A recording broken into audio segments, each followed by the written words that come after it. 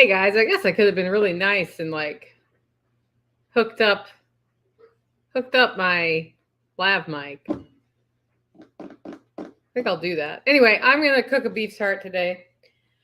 So almost everybody I know who goes into the process of getting whole animals or half animals and then using them up comes to this point where they have a collection of things they don't know what to do with it. And it's usually the tongue, the heart, the organs, like some of the obvious, like oddly enough, some of the ribs from things. And Don Gorham and I have been doing sort of this approach at doing a nose to tail cooking thing. But today I've got a beef's heart to cook, and I've never cooked a cow's heart. I've cooked other hearts. I've cooked venison heart, but never a cow's heart. So I spent some time looking at ways to cook it. Tell me how the audio is though. Like, should I go get my lav mic so there's not as echoey going on out of curiosity? I just wanted to get this done because it is 4:17 p.m. Central Time, and I haven't cooked the heart yet. And my dog just chased my cat because once I'm live, stuff starts happening.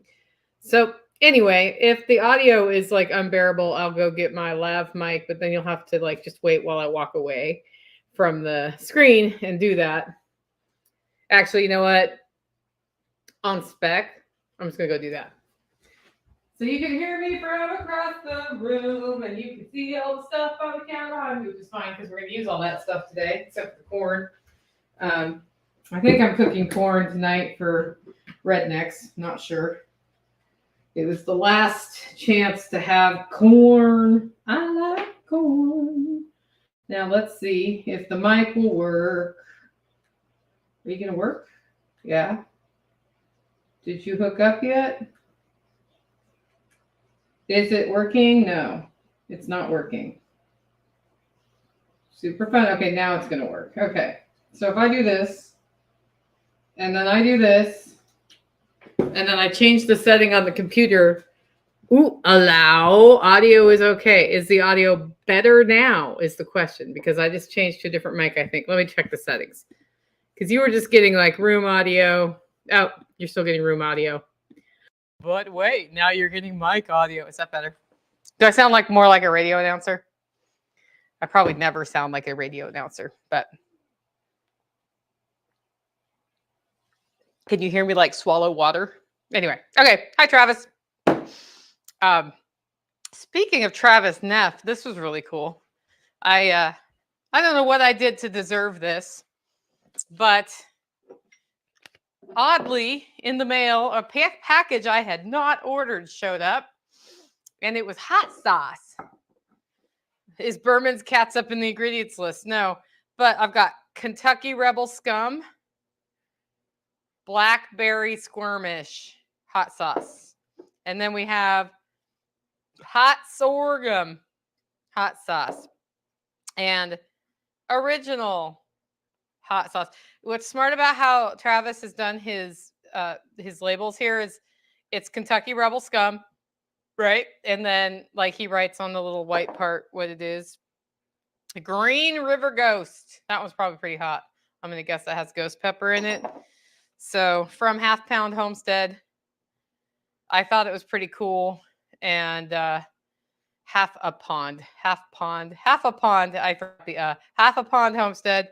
That showed up in the mail. I'll be tasting these at some point. I'm actually not sure what I'm going to taste them on just yet. Haven't made up my mind. Probably not the beef's heart. But today we're cooking a beef heart. So so people end up with this pile of tongues and hearts and things like that. And they're like, how do I cook this? The other intimidating thing is when they have a brisket and they're afraid they're going to mess it up. And it turns out if you go low and slow, it's really hard to mess up a brisket. Not impossible, but really hard. Okay, so after looking at different ways to cook a beef's heart, you have to bear with me while I dig this out because the beef's heart is currently buried in under 900 other things. So, it might still be frozen. I hope not. It's still kind of frozen. Well, we'll do the best we can. What happened is I put frozen things on top of it and it became refrozen from the frozen things. So, you have this like, oh, what do I do with it? This is the heart in the bag. And I think I can trim it, even though it's a little stiffer than I'd like it to be. Good thing I'm not cooking it for another 2 hours. Jeepers. Also, I don't have kitchen shears, so I'm going to sin against my kitchen knife from Empty Knives. No, they did not pay me to say that. Patrick's a pretty cool dude, though. You have this heart, and this is what the heart looks like. See that? I have like 4 of them in there. So what I like to do is just rinse it in some cold water, particularly because I decided to refreeze part of it. That was ridiculous. Now, a lot of people go low and slow on these, and you can. This is very lean meat. Like, you think about what the heart does. It beats and beats and beats, and no matter what happens in your life, it keeps beating. And if it doesn't beat, we try to make it beat again. So this is a muscle that's working out all the time. So it's going to be really super lean.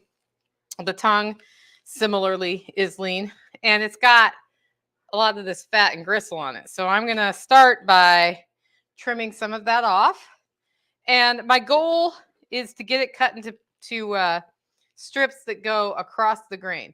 So, like you have the long muscle pieces, and if you go across the grain, it's the lean part will just not be as tough.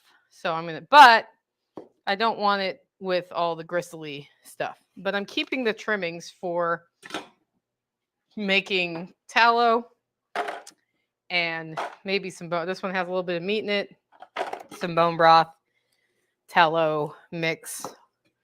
I've been doing a lot with tallow lately, just from a cooking standpoint. So I tried tongue once and didn't like the taste of it, and I think I did not like the taste of meat either. Paul, that's funny. Did it taste you back? Because I think you're doing it wrong if the tongue tasted you back. It probably means it was too rare. Yeah, so I love tongue, and it turns out, because we just finished the great freezer reorganization of 2024, I have, I think, 2, maybe 3 tongues in there. And I think what happened is when we processed the cow, other people had cows and didn't want their tongues. And I'm like, I'll take it. One time I did a homestead drug deal in a parking lot where one of my gym rat buddies didn't want her tongue from her cow. And she just like popped out of a cooler, gave me the tongue, and left. And I was like stoked. And then I did a video about cooking cow's tongue. I have a lot of videos about cooking cow's tongue for some. I've been cooking that for years. So why haven't I cooked a beef heart yet? Especially when I have the story of my grandma. Ooh, I bet the dogs would like some of these trimmings. There's one circling at my feet. My grandma has the story of how it was either a pig or a beef heart one Christmas from their neighbor when they were too poor to afford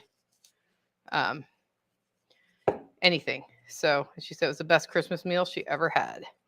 You got to contrast that with she hadn't had any meat of any kind for a while by then, because they had run out for the winter.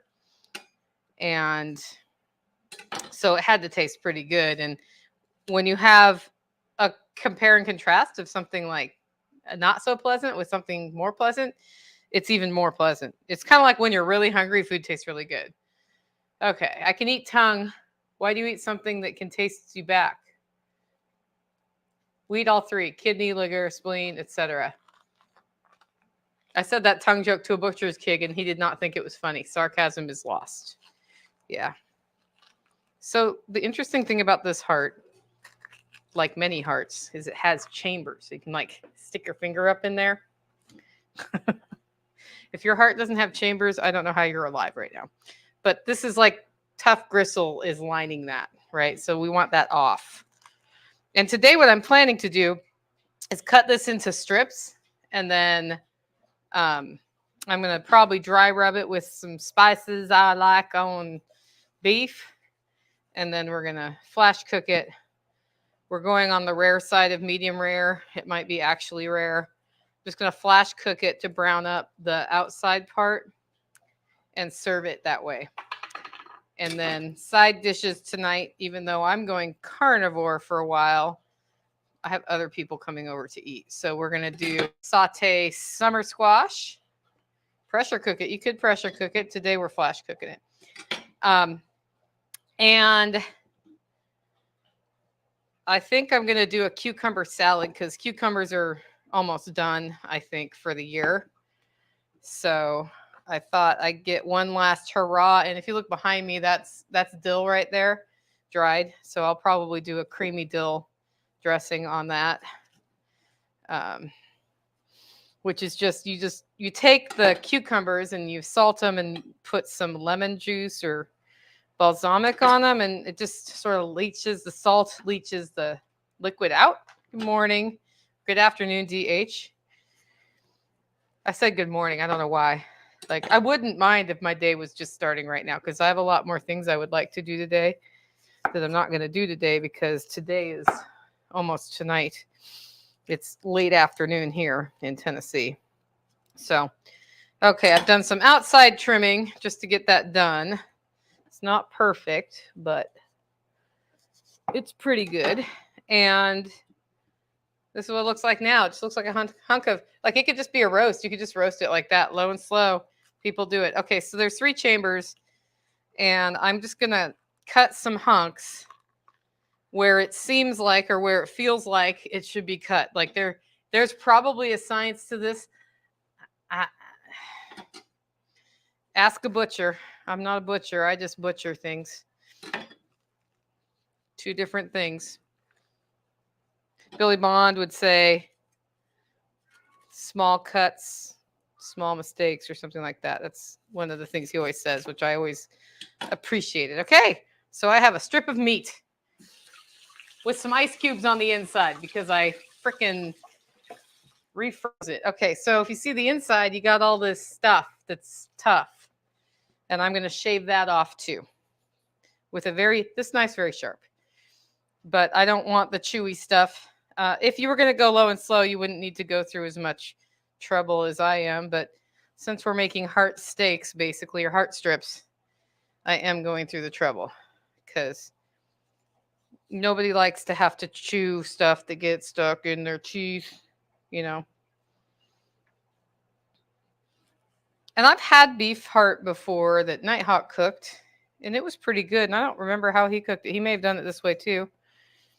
But just sort of shaving that off. Little shavings. Little cuts. Billy, I'm doing it the way you taught on the pig. Only this is a cow, although we weren't doing a heart on the pig. There we go. You could deep fry them, sure. I don't know why you couldn't. The thing about lean meat, though, on that note, is like you'd want to do something if you were going to deep fry it to make sure that it was tender. Because lean meat, as I said earlier, it can be tough. If you serve it rare, or like the rare side of medium rare, then it's not tough.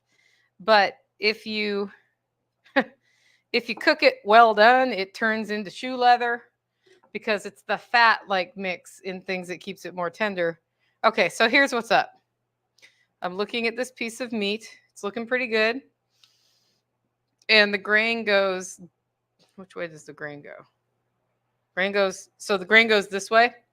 So now I'm cutting strips opposite. And I'm going to like double check. So it looks like an end cutting board there. That's what I'm doing. Strips that are going to flash cook. And then these are going to go, like some of these I could just save for stew meat. And I might just do that. But I'm going to just cut it all up and decide what I'm cooking for tonight and what might be stew meat later. That's a little heart. Yeah, it might have been the small cow. I got part of a small cow. I'm pretty sure I ended up with the heart of the small cow. The person, I got half of it, and the person I split it with didn't have a lot of freezer space, so I'm not sure how much she took. So that's chamber 1. Chamber 2 is next. 2 and 3 are kind of, yeah. Chamber 2 and 3 have become 1. Okay, so next up, I'm going to cut it this way. As I said, there's probably rules about this, and actual butchers are rolling over in their graves as they watch me do this. But now it's open all the way. And there's like these stringy bits right here. Woo! That would be a mouthful, I'm just saying. And up towards the top here. Okay, so this is like genuinely really tough. And it's so tough that I'm getting a different knife that's a little bit smaller so I don't cut myself. Because I need to kind of manipulate it in there. Like, that's almost like they got a piece of bone or something, or a really strong tendon. Yeah, that's got to come out. Overnight marinade, you totally could. I'm just going to dry rub it. I've done venison heart before, and I literally just took it and dry rubbed it with salt on the dry rub, which there should be salt on your dry rub. And I flash cooked it like this, like we're doing with this heart, which is why we're doing this quote unquote recipe. And then I ended up, it was delicious. It was just delicious. I had like some powdered garlic and rosemary and salt and pepper and maybe a little cumin. I don't remember. But it was delicious. And that actually is why I'm doing this recipe, because they were like, well, you can basically slow cook it and it'll be tender, or you can flash cook it and it'll be tender. And I thought, well, let's do the flashy. And maybe I could have looked up a YouTube video or two before doing this. But if you wanted to marinate it, like, you know how you overnight marinate steak sometimes just for fun, you could totally do that. There's no reason not to. Or you could get it in your vacuum sealer if you have one, and it kind of sucks the marinade in, you know. One of the things I like about this knife is Patrick recently sharpened it, and it is super sharp, which is really nice when you're shaving off gristly bits or silver skin. And this is not, you know, a fillet knife, but it's kind of acting like one right now. I didn't feel like getting my fillet knife out. This is what really happens in my kitchen, by the way, is I just do what I want. Okay. So this would be easier with a fillet knife, I'm sure. But we'll have some good scraps. Like I got a good amount of scrap. A lot of that's fat to just cook down into tallow. How many of you who are listening have done anything with tallow? Caught alive? Oh, hi, Rachel. Yeah. I have a beef heart in the freezer for the dog, but I might snag a chunk. Yeah, you should totally just cook it. If we don't like it, then we can save beef hearts for dog. But I figure eat as much of the animal as you can. And then, you know, organ meats are supposed to be more healthy, or like more vitamin rich. I don't know that the heart counts as that, though, because it's more of a muscle than it's not like the liver. Like, I don't like liver. I was told this week by a doctor friend of mine to get, I think it was 2 or 3 ounces of liver twice a week. And my response to him in text message was blurg. And I'm just going to buy liver pills because that's how much I don't like liver. Maybe one day I'll make my own liver pills. There's this really curious oasis of veinage there. I assume that's arterial in nature or something. You know, it makes me think of our friend Chill Anarchist over on the Telegram group who just had a bypass. Just, you know, looking at a heart makes you think of things like that. It's fascinating, it's fascinating how we developed into humans with things like a heart is a fascinating thing, isn't it? Okay. Yeah, I missed a little spot of something there. I can always go back and get a little bit more. Can't put it back on though. What do you do with the scraps? Dogs, chickens feed? I'm going to slow cook it with some onion probably, or some green onion. And then my plan is to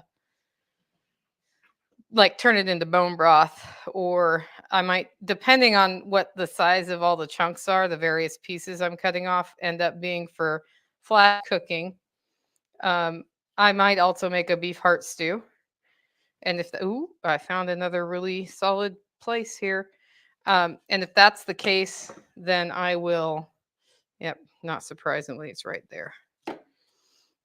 I will use that as the basis for the stew. And then also, because there's so much fat here, I'll end up with some tallow for cooking. And I cook with, so I don't use seed oils. I don't use oils really of any kind in my cooking anymore. The only time I use some oil is sesame oil right now for curing my cast iron. I'm sure somebody's going to be mad at me about that too. But I do that because I had this thing of sesame oil I hadn't used for like a year and a half, and I decided that I was never going to use it. And it works in a spray bottle for my cast iron after I washed it. And I was formerly just melting lard or tallow on it. So what I use is lard or tallow or bacon grease, like I keep all of that stuff. I don't keep it at room temperature. I keep it in the fridge or in the freezer because I find it goes rancid and I can taste that. I don't like how that tastes. So in fact, I found bacon. We just finished like the Great Freezer Audit of 2024, which is an annual event. I actually do it several times a year, but I found some bacon I didn't know I had from 2022, which should have been okay and was not okay. It was not okay. I cooked some up yesterday and tasted it, and it was disgusting. And so I tossed that out. But so fats can go rancid in your freezer too, and that's what happened to that. And it was just one small package of bacon that I had made that I had lost track of in the freezer. And there was just a natural place to cut that. So this one still has the skin on it. This is what it looks like without the skin. So there's just a little bit left here. So we're going to get that out of there too. Yeah, I love beef heart. Cook it like a steak. That's exactly what I'm doing. Well, I'm cooking strips of it like a steak, but I'm cutting it against the grain. Do you not cut it against the grain, Travis? Just curious. Yeah. I'm sure I'll love it. I love the venison heart, so there's no reason I won't love a beef heart. I'll probably love it more because I often like a good grass-fed beef a little bit more than venison unless I'm in a mood. But maybe that's just because I eat more beef than venison because we only get a venison or two a year. Sometimes none. We got none last year. Back to the big sharp knife to get this one little spot. Okay, bristly bits are gone. Oh no, I missed one little corner. Interesting thing about this is like the shape. It's got little ins and outs and ups and downs and flaps and floops. Flaps and floops is the official butcher term for what I'm finding here. Yeah. Are you able to move your camera a smidgen so we can see him? Well, sort of. The thing is, I don't have my studio, but yeah, if that works, great. So this was what I held up earlier, and this is more heart-shaped piece, right? This is like the way the heart looked, and I've still got all this outer stuff to do. So I'm just shaving it off and putting those bits over in my scrap pile. It's like super easy work. It is not easy work if your knife is not sharp, though. So learn how to sharpen a knife. My friend Patrick from MT Knives has a CD series that's beyond razor sharp that shows you all his methods for sharpening knives. And if you're at an event where he is, he usually has his knife sharpening gear, and you can pay him to sharpen your knives. And then I learned how to use a sharpening, what's that thing called? Steel. Just sort of as that just sort of came off as a big chunk. That's fine though, because I'm doing the stew thing. So we'll just go with that. And so I can kind of maintain it in between sharpenings. But what I really need to do, I've only really practiced on stones, sharpening stones one time. And I didn't quite get the feel of it right. So I will probably reconvene on that. It's sort of a winter practice activity for me because this time of year I am totally just like booked. And okay, So I have this chunk with all the yuckies off of it, and this chunk. And so then it's again, which way is the grain going? The grain's going this way. It kind of curves a little bit. So, and on this side, it's going that way. Yeah, that makes sense. So I'm going to do a test cut. And then this one,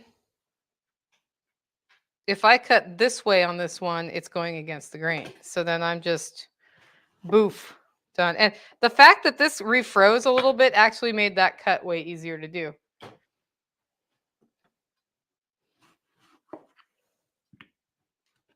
Boom. So you see, I'm ending up with almost like little strip steaks. They're just a little over an inch thick this way, and I'm going about, I don't know, 3/4 to half an inch, 3/4 the other way. You could cut it thicker. You can cut it as thick as you want. But that's what I'm doing.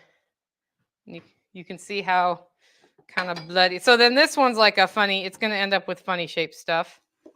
And I can just save this chunk. So I won't be like, you see how this is like mountains? It's like meat mountain. This is going to be part of that beef heart stew I think I'm making, which may be beef heart taco meat. Who knows? Like you can do anything with it. Now this one, like the grain's kind of hard to see, but I think I need to go this way. So I'm going to do one cut where there isn't a lot of meat. Again, this is more of a beef stew chunk. And it looks like the ends of an end cutting board. So I guessed right. I couldn't see that one very well. So then we'll just do it. Yeah, that looks great.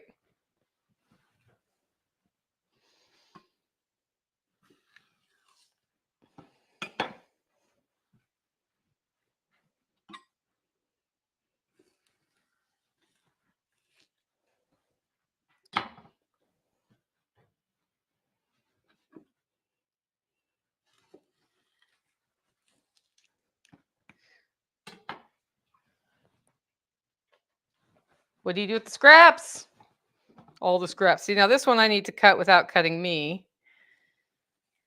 There we go. Done. This one's going to be stew again. Now I'm going to rinse my hands.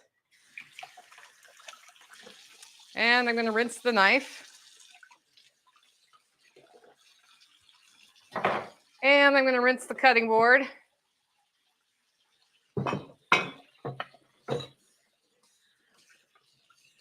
And yes, I made a mess on the countertop. That's just standard cooking for me. And then I'm going to dry the cutting board with kitchen towels.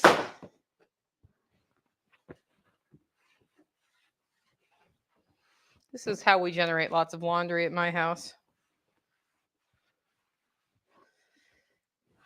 So now you guys need to help me. What should I do in the rub? I need to do some sort of a spice rub. Now, I just got this. This is cool. It's not highly organic and it's in plastic, but Tampico whole cumin. So we'll do some of that. That's kind of fun. But I don't want it whole.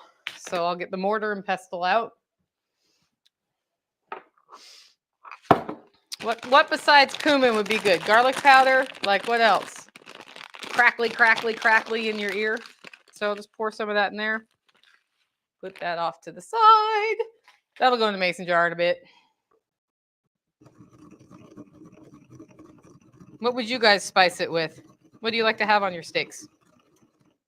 This is not grinding very well. Now I'm going to pound.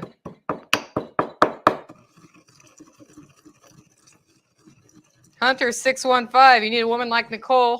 Well, what's your woman like? She probably has other assets besides this. Problem is, I'm very difficult to date. Because I've always got something going on, and I have my opinions. Smoked paprika, oh, that sounds good. Yep. This is a time when having a spice mill would be kind of awesome, because right now, it's just like... The thing about this mortar and pestle that's not as good as my mom's is it's very smooth. Like it's a marble one you get at Home Goods.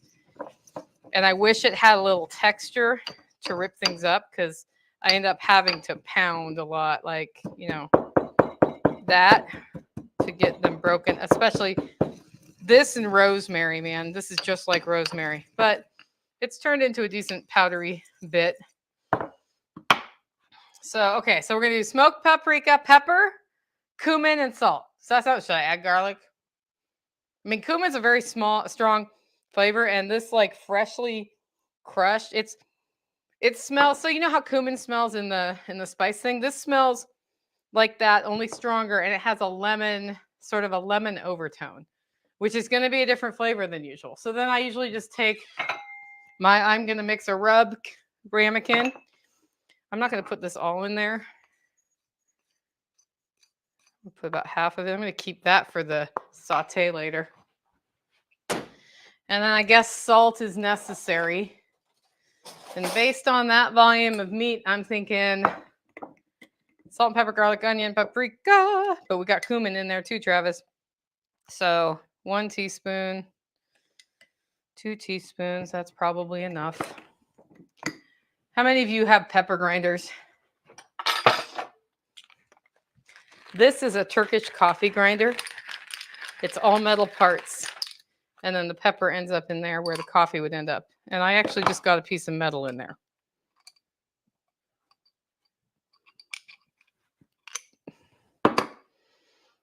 And the blade that's held on by this screw that fell out, that's okay.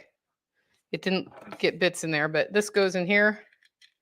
This actually sets how coarse the grind is. So tighter is coarse and less tight is, anyway. That sometimes happens, but it's super awesome. Where do you get cumin to grind? I got it in a grocery store in California because I was in California on some family stuff like 2 weeks ago, and I saw it in the store. And I was like, you know what? I 100% want to get some of that and experiment with it. And I'm sure I can order it online. I guess I could close that cabinet. So this is bourbon smoked paprika. And it is made by, who's it made by? Bourbon, can't read who, I just can't read it. Bourbon something. Somebody out of Louisville, Kentucky, whose brand name is written so small on their label, I can't tell who they are. I've been ordering it for years. I actually discovered this because they did a whole line of smoked spices. I'm going to go teaspoon. And my buddy Brett Corriere, Chef Brett, gave me one of these for Christmas. And it was delicious. And then ever since then, I've been ordering it. I'm debating on the garlic. Here's why. I've got fresh ground cumin in here. This is a premium product. That is Himalayan salt. And the pepper is fresh ground. And the garlic I have is not self-made garlic. It's store garlic. And so I feel like I take away from it by using the store garlic. So we're just going to go with this. And now I just need to choose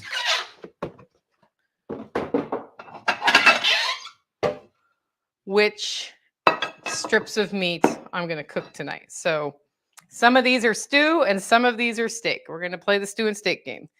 This one's steak. This one's steak. This one's stew. This one's steak. Steak. Steak. I'm feeding 3 people tonight. Steak. Steak. Steak. Steak. Stew. Stew, stew, stew, stew, stew. Steak. Steak. So this is what's left for the stew. And this is what I've got for the steak. So what I'm going to do now is find a container. This is always the fun part of cooking. I guess I'll just use one of these. Put this aside because I want to use the container for the steaky rub. And I'm going to rinse it out because it had a big pile up. And then dry it out. And then gasp. I'm going to use a paper towel.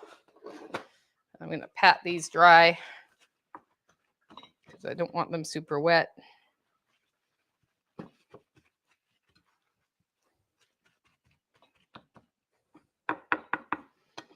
Now, if I was like super awesome, I'd already have gloves on, but I don't. I even have kitchen gloves. They're just not on. Usually I would put them on for this, but I haven't. And now I'm going to put them on before I do the rub because I hate getting spices under my nails. So you can just laugh at me on that one. It's part of the fun. You can always add garlic butter after cooking. Oh, that's a good idea. And then I can do the fresh garlic then, because I have some fresh garlic from the garden. I just haven't dried it yet because in the scheme of getting things done before they go bad, that garlic's not going bad for a long time. I usually dry garlic in the winter. Okay. Now I have two kinds of Nalgene gloves here. I have the blue ones, which are thinner, and the black ones, which are thicker. On a really gross job or a job where I really don't want the glove to break, I wear the black ones, but these are significantly less expensive. So now I'm just gonna take them, and I'm doing this over it so that the folly spices can fall on the other beefy beefs. And I'm just rubbing it and then putting it aside in my dish. And I'll take the next one and rub it. And you can see it's like getting down on there. No big deal. This is like not a very precise art here. Just getting good and coated. This one's a big one.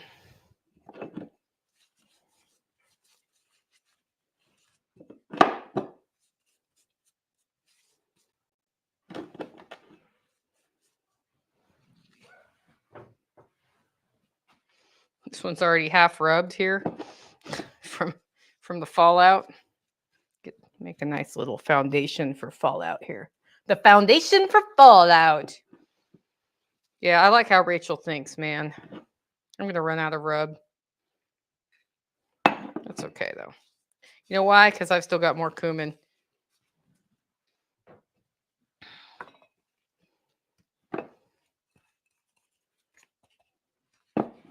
Now I'm just going to sprinkle it over. It's half rubbed. Get all of it. Now I'm going to turn it over. It's a little wetter than I'd like it to be right now. Get another paper towel. It's probably because I salted it. Boom, boom, boom, boom, boom.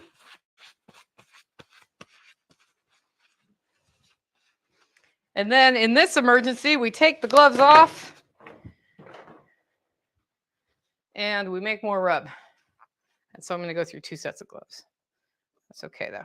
I'm cool with it.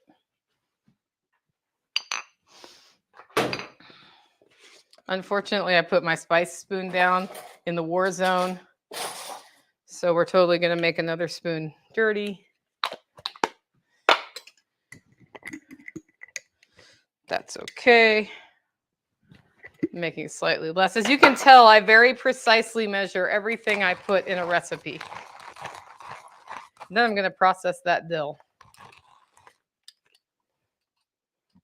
I actually want to scatter the seeds outside in another month or so. I feel like I'm missing something. Salt, pepper, nope. Okay.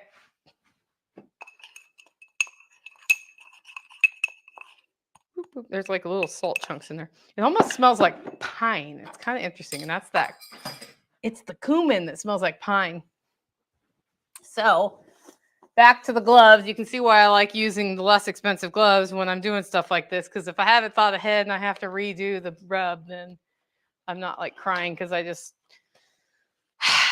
went through $2 of black gloves. Yeah, there's salt on that meat and it is getting juicy. Woo!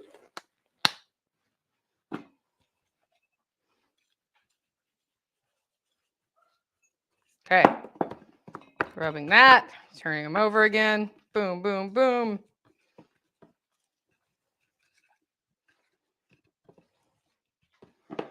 And the rest of it, it's almost like sprinkling it at this point. Okay, done.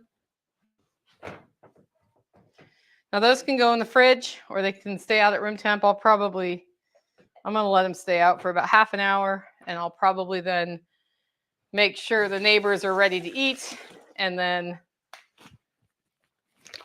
flash cook them, and that's it. So we'll do a little like follow-up video about what the holler neighbors think. But that's what I'm doing with this beef heart. I'll let you know how it goes on Monday's show. I'm going to be live tomorrow at 2 p.m. with all our usual Monday segments. And I was planning to talk about ways to beat inflation by cooking from scratch and doing other things like that, like things that normal people do. So I won't be talking about cooking a beef's heart like in context of that, but more like you can buy a whole round of beef and cut it up, and that saves you money, that sort of thing. Jack Spirko's talked about that a lot. I have some other ideas, but I might actually go off on a freedom topic. So we'll see. It depends on how I wake up tomorrow morning. Thanks for joining the live stream. And that is part 1 of the beef heart that we are going to turn into beef heart steaks. Make it a great week, guys.